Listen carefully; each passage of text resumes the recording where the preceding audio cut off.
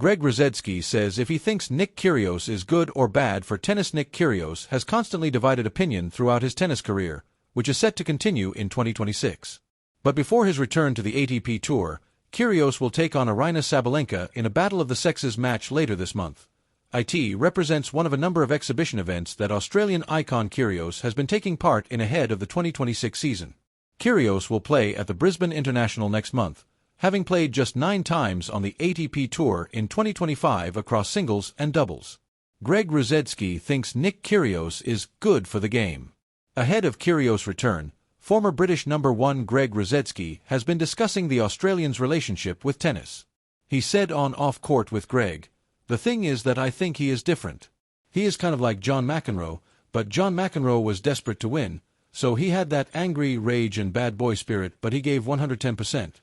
Nick has the talent, but it depends on the day how he feels. If he feels like it, he's brilliant. If he doesn't, he can't. You can't do that anymore. It's just not possible with the way Jannik Sinner and Carlos Alcaraz have stepped up tennis to a different level. I miss that outspokenness. That's why Kyrgios is popular. He is very outspoken and gives you headlines. But the frustrating part for me is that I would have loved to have seen him fulfill his full potential out there by putting in the extra work, but maybe that is not for him. I could be completely and utterly wrong, but if you put 110% into something and fail, then you just have to take ownership and say maybe I was not good enough. That could possibly be it. But I'm not inside his mind and don't know what he thinks. Maybe he is really happy doing the media and doing exhibitions and doing those things. So enjoy your life, but if God gives you a talent that he has got, because it is a God-given talent, and one of the only other guys who I could say is like that is Roger Federer. The most beautiful tennis players you have ever seen. If you get that benefit of having that sort of talent, you want to think, did I win a major? Did I manage to get to number 1? Because when you get to 50 and you're losing your hair and you're getting a bit older, you think to yourself, did I maximize my career? Could I have done more? You still always have those question marks. Maybe he doesn't. Maybe he never will. The other thing is that Kyrgios is scathing about other people, but he doesn't like it when it goes the opposite way.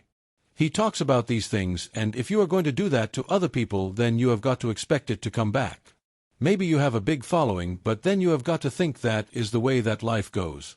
If you put yourself in the spotlight as a tennis player or a commentator, you are going to have people who like you. He is Marmite, I have described him. You either love him or hate him. I have always been super positive because I think he is good for the game. But when he hangs them all up, will he look back when he is my age at 52 and say what if? What has Nick Kyrgios achieved on the ATP Tour?